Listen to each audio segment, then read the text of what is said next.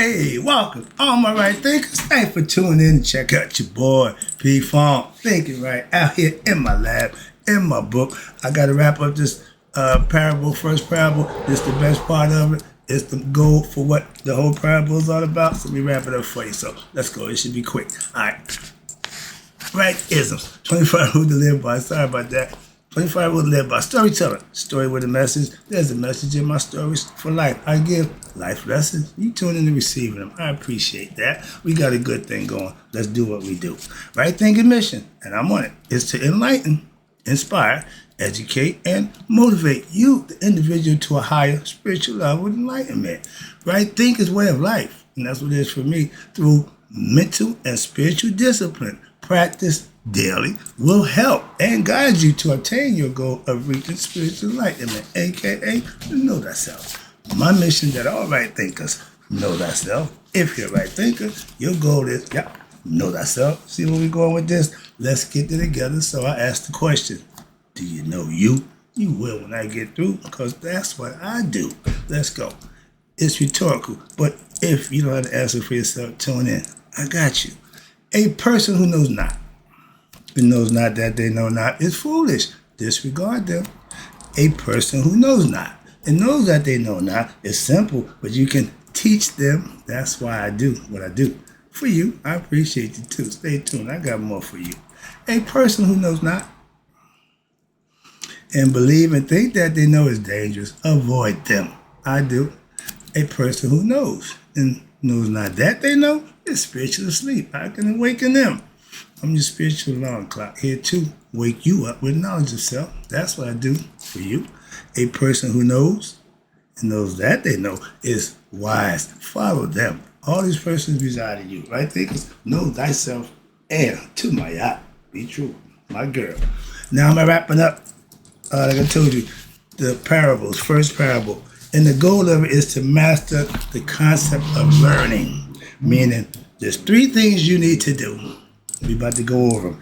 And first, listening, reflecting, and meditating. I'm going to break that down for you right quick. This should be a quick lesson. All right, this to wrap up the first parable. In addition to the teachings that I teach itself, must be presented how? In a manner to which the aspirants can relate. When I go to church every week, my pastor is smooth as silk with his lessons because he don't preach, he teach. And he bring it to a level where everybody's understanding what he's doing.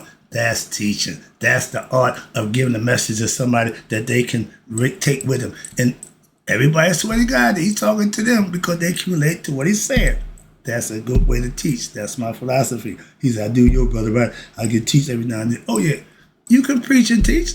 I preach when I'm teaching sometimes. My mother, you like, yeah, I get it, but I don't preach. Moving on. But it's getting the point across. Meet them at their level. They can meet that they can relate to. That's the beauty part of it. And because he live it, it ain't hard. For me, same thing. But this objective is only accomplished, again, how?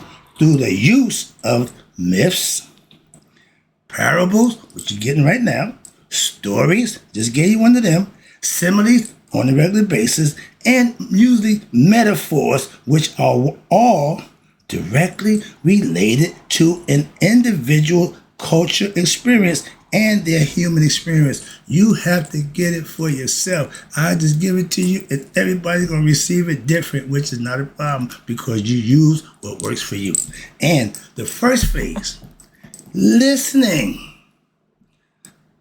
I did a lesson about this. A lot of people want to talk. And as you listen to them, you could tell what they said. They don't know what the hell they talking about, but you got to listen to that nonsense. How you know it's nonsense? You're listening. I'm an attentive listener. Why? Because I'm going to interject and react to what you're saying. People get mad at me because of what come out of their mouth, and I call them on it. Well, I didn't mean it. Well, that's what you said. But long story short, the whole idea is know what you're talking about when you're talking, but everybody want to be heard. Nobody wants to listen. And that's the art of learning. Watch this. Listening to the teachers, that's the first thing, is the first, and that's the most important. If you don't hear what's being said, how you going to get the lesson? Okay? But that's to tell you the first important step, and it's the process of spiritual transformation. You practice spiritual discipline to get you to have a spiritual transformation. If you go to church, you're Christian, you practice the Christian concept to reach your mystic experience, to find God, to be anointed by God with the work that you put in and the blessing that you earn. It's all the same thing, trust me. And so therefore, many intriguing, fascinating, and beguiling ways have been devised. Everybody use it, okay? Myself included. By the who? Sages. To what? Transmit or teach the teachings that what will captivate the student and get them to listen a little more attentive. Why? They're excited about what they're hearing. When you're saying something worth hearing, they'll be all ears. But if you ain't putting out nothing that's going to interest them, they're not going to be there.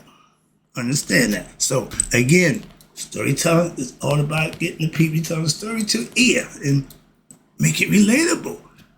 Right thinking philosophy. Instead of using the myth and metaphors, I use my life experience. You see me pointing back here doing that? That's I'm using examples. That's all. Moving on. And I use, like I say, got from my man Malcolm.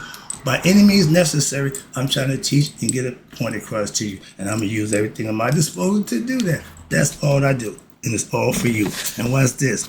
Myths and parable, here we go, have very important features. Why? Because they are easier to recall and have more direct impact on who? The untrained, aka ignorant mind who's trying to get better. Then direct mystical philosophy. A little bit too much, they can't handle it. Bring it down here. I was teaching a group of people right quick at a college level, wasn't working. High school level, wasn't working. You ready for this? I'm almost embarrassed. 4th grade level, grammar school level, they ate it up. So, perfect, relatable, something they can relate to. I gave them the chop, and one of my students' sons was there. He understood it. He was the youngest one in there. But again, I got a problem with him knowing, but you got a bunch of y'all don't got a clue. So yeah. Exactly. So mystical philosophy is next level. Try to keep it basic. That's what religion is for. And because, watch this, they are easy to identify with as what? As opposed to proverbs, aphorisms, which contain rare spiritual truths that require, there you go, a what? A well-trained mind in order to be grasped and appreciated. If you at a 7th grade level, I got to teach you 7th grade knowledge, information. I can't give you 12th grade information. You ain't ready for that. That's what they try to explain to you. But if your level at 7th grade is equal to the 4th grade, then you made some, you feel me? Okay, so teaching and knowledge and education is important. When I was coming up, I couldn't bring no F's home. Oh, no. Gotta tell you about that story. But education was stressed in my house. And guess what? It was stressed in my house. I got 2 college graduates with degrees. So I know the importance of education. All right, but the next step, listening to the teachings is the first step. Understanding it and being able to understand it is the first part. Now, the second step in this process of learning the teaching is what? Reflecting on the teachings. Put yourself in the situation. Put yourself in a situation where you think about it. And watch this. Reflect upon them. And this will imply what? That the continuous daily study and practice of the teachings. Right there. If you're not putting in the work that you're learning, why are you learning it? You learn it to implement it. That's the whole idea. I want you to leave this lesson and implement whatever I give you. Why? That's what you're supposed to do with it. Practice. Put it to use. And watch this. As you read over a spiritual text, what I do when I'm here, that's what I'm doing. I read this all day. I've been waiting to put this together. Why? Because I didn't engulf myself in it. Now I'm like an actor.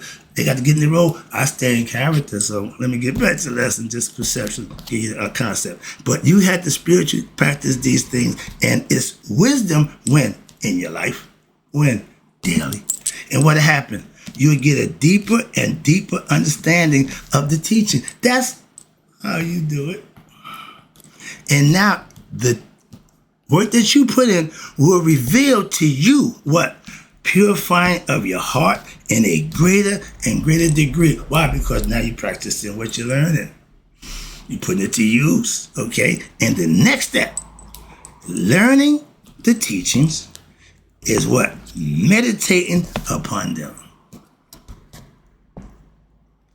I've been practicing yoga over 10 years now. Oh, I didn't know that. Why should you? I teach right thinking philosophy. I ain't teaching yoga. Okay? But the lesson I give you is from the books that I read from. But I've been doing this for myself, my own. So I understand it when I'm doing it again. I get in that mode. So yeah, if you're going to get information that's supposed to help you, you got to use it. Knowing it don't mean, I just gave you a lesson. Speculative is knowing about it, understanding, yeah. But operative is putting it to use. Before you can drive an automobile, you got what? Pass the written test. Can you think? Can you function? Can you follow rules? Can you understand? Okay, now we put you behind the wheel. That's the whole philosophy of life. Learn it, implement it. Watch this. And the last part is meditating upon it. Watch this. Why? Because meditation implies what? That you're going deep where? Within your own mind. Ain't nothing outside you can help you. Everything you need is inside you. The mystery is finding God within yourself. That's my goal, to get you to know that for yourself. And watch this. You go deep within your mind to a level which is what? Beyond thoughts and the senses. I tell you, neck up. Why? Don't need the body. The next level, don't need the physical body. You need this, okay? Watch this. And it is how you discover the intuitional level. Intuition means you didn't get it from outside. It's already inside you. That's what you got to raise that level of your mind to understand what? The correct understanding of the teachings, not misunderstanding, correct understanding and the right implementation, and their continuous daily practice in what? Day-to-day life.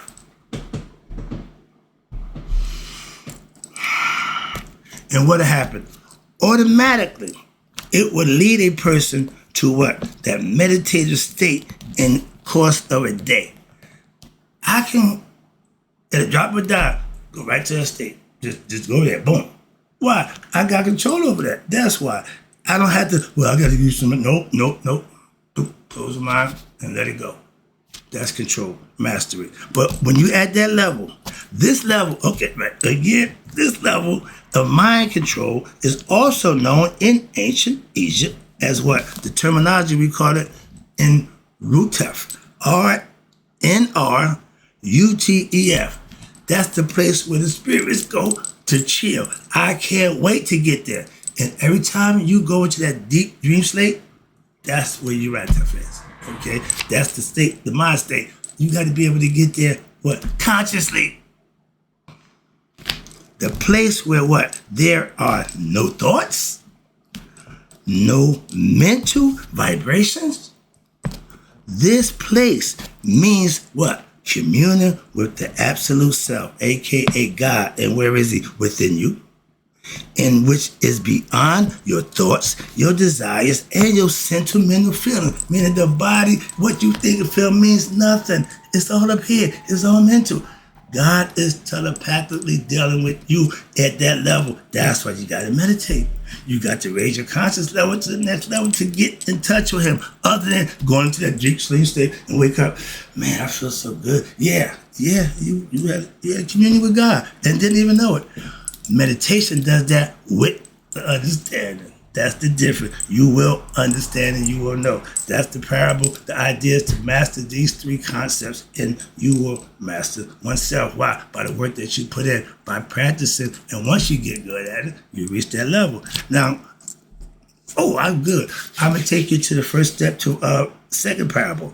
We just got to the first parable to give our set. She learned how to listen, she reflected, and she got meditated, and she tapped into her her intuitional gifts that God gave us, gave everybody. We all have it. All we got to do is tap into it. TD Jakes, you find out what works for you, and you work it.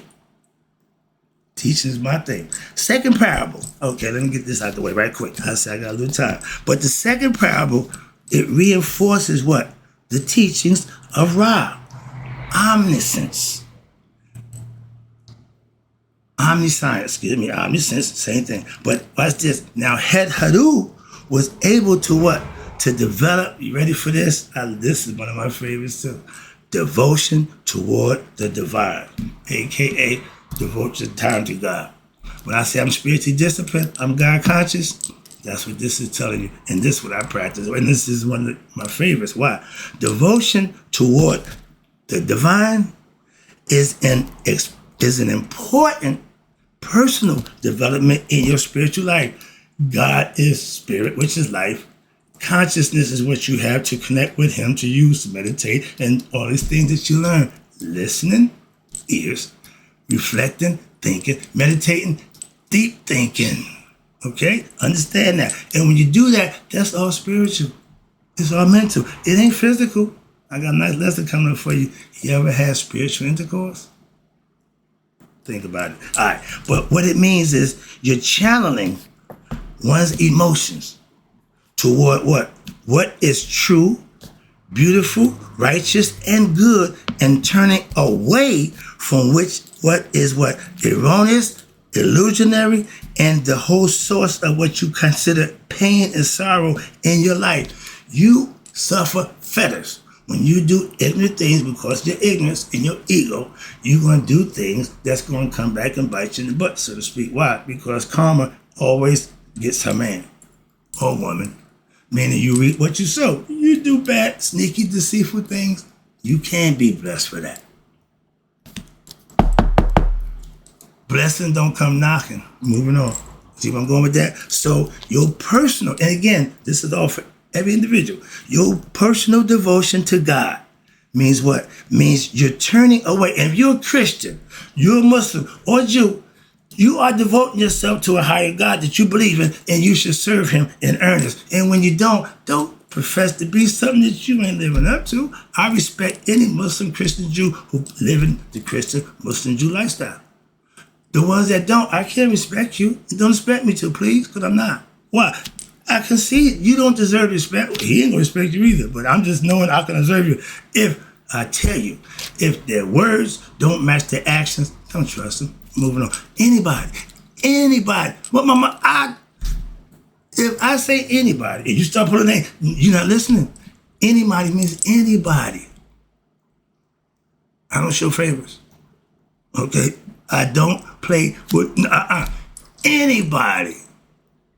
Lottie-dottie, my man, everybody. But watch this. That means you're turning away from what? Your sentimental, egoistic desires of your ego self. You starting to what? I don't have no problem not getting what I want. I'm learning how to handle disappointment. A lot of people can't handle being disappointed. A lot of people can't handle not getting their way, not getting what they want. Kids do that. Grown people should not act like that. Very childish, and it looks just like childish, yeah. But when you turn away from your ego self and you're turning your feelings, what? Toward God. The people you see do that, y'all call them blissed out, y'all call them shut out, y'all call them fanatics.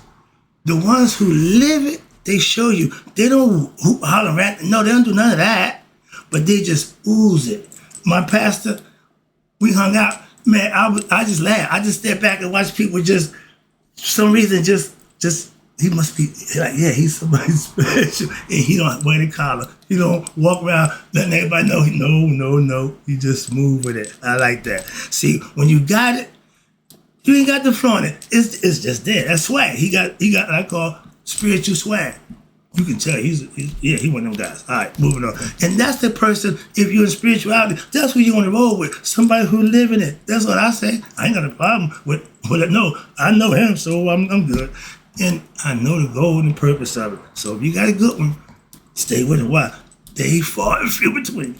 But when your devotion and his wisdom are closely related, when you put your trust in the truth, each fulfills what? The other. And together what? They lead a spiritual aspect, right thinker, to what? To self-discovery of what? Their higher self. My feet just move on their own. Why? Because this gets me excited. That's the idea. I'm doing something that makes me excited. All right? But in order, here you go. In order to love something, not someone, something, you must what? Learn about it.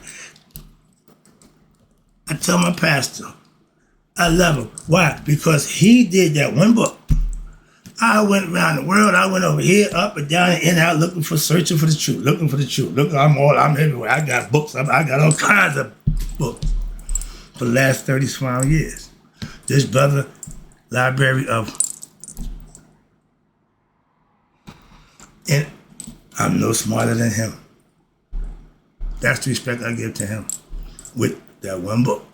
So I can't throw shade on the book. Why? No, that book gave my man. Look, when I got to God and he was there, I said, I'm gonna hang out with you. Why? I know you know what you're doing, so I'm good with you. But the fact that I got there, he said, you got a ministry too. I didn't even think about it like that. See, but your ministry is you got one hand with God, the other hand to the people.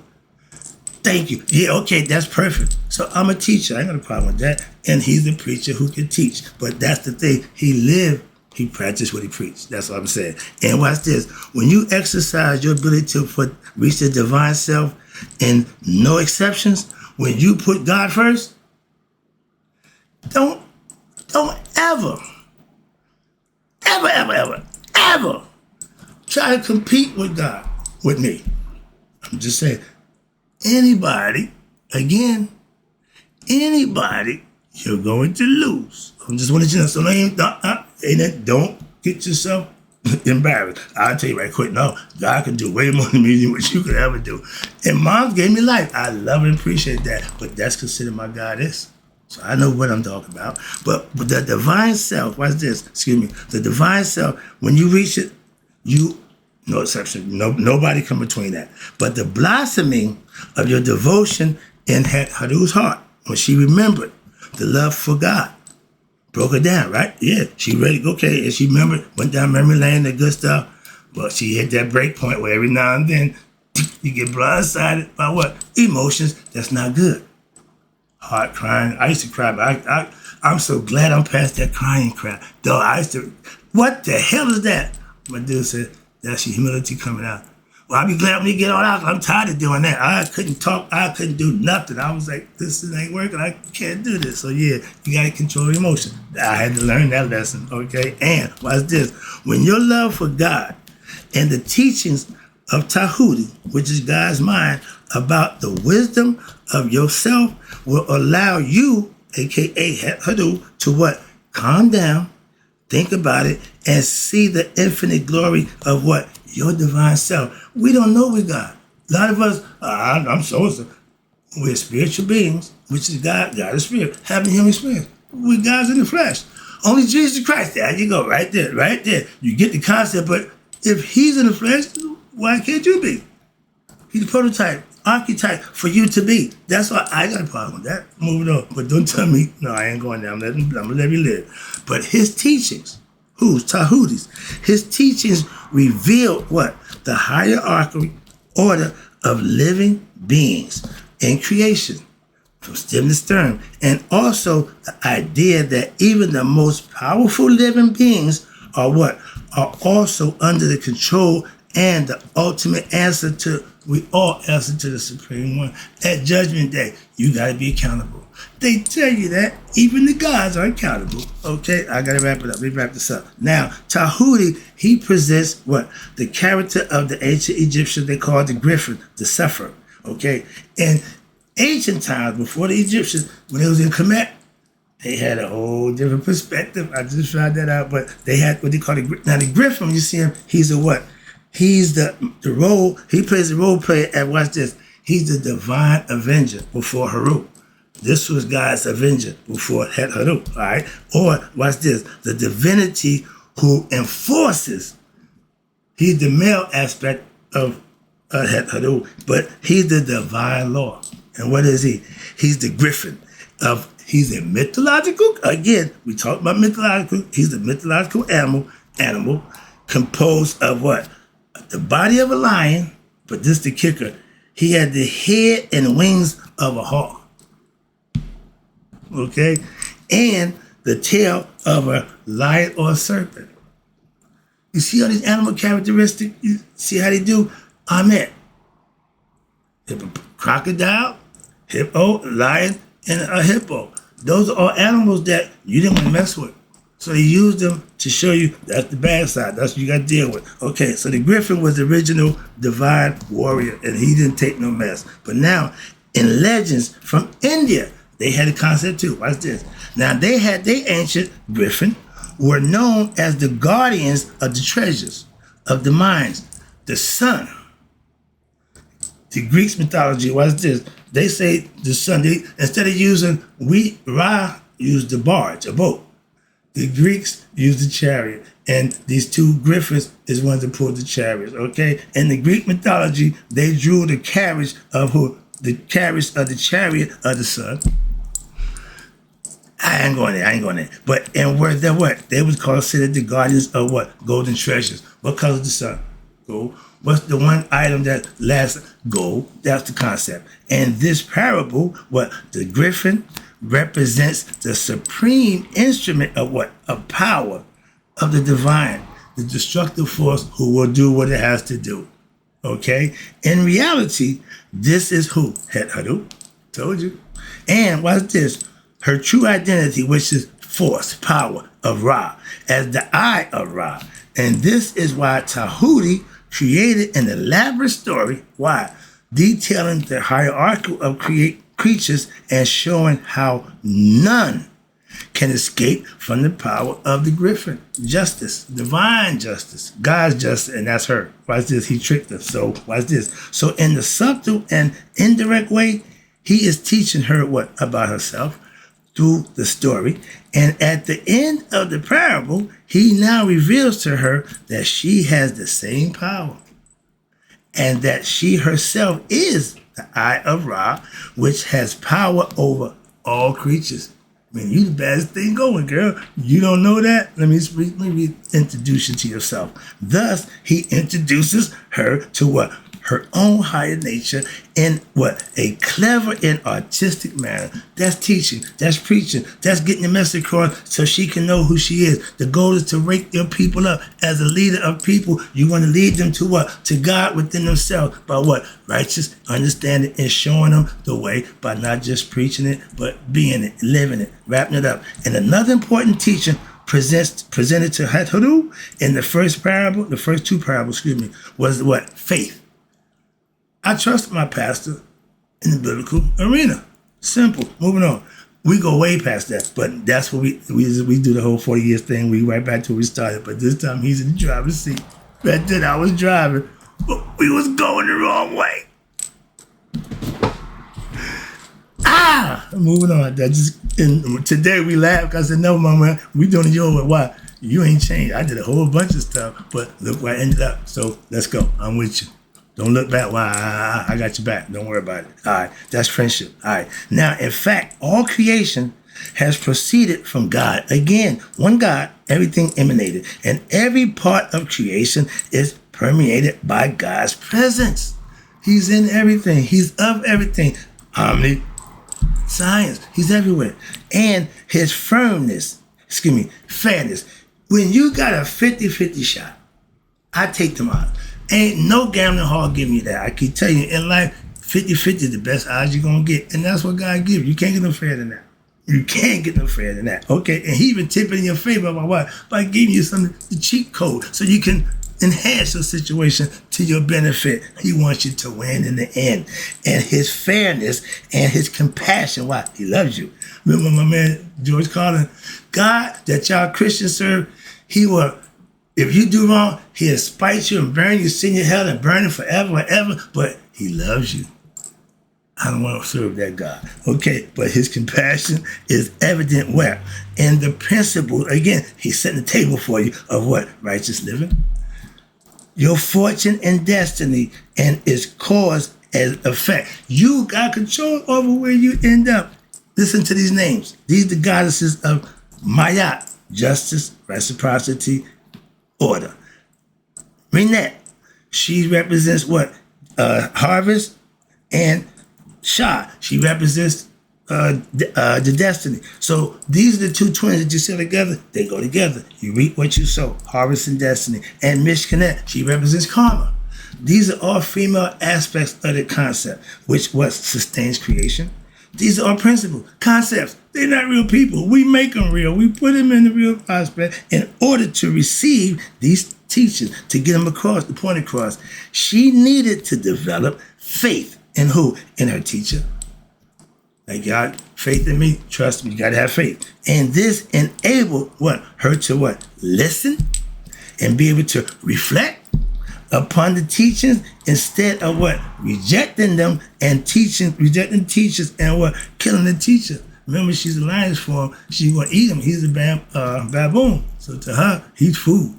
But he calmed it down and put her straight and now, and she took the lesson. Oh, I'm sorry it took so long. I got 2 in there. I got 2 lessons in there. Hope you enjoyed the lesson. That's parable number 2. We're going for number 3 after this. I'll be right back. And in closing, right thinkers, may you all live to be 100. Me, 100 miles a day. So I never know my right thinkers who learn their parables about life who passed away. I'll be right back with parable number 3.